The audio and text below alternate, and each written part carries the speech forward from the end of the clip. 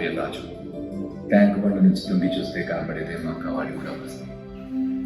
ఇల్లు, దోస్తులు, వచ్చిన మొబైల్ షాప్, ఇది నా దునియా. ఈ చిన్న దునియాలో ఉండేది ఓ పెద్ద సవాల్ చేసిన.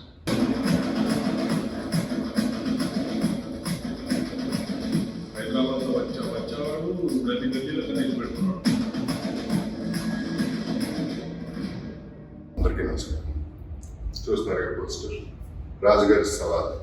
డైరెక్టర్ ఆయనే, రవీందర్ గారు డైరెక్టర్ అండ్ ప్రొడ్యూసర్.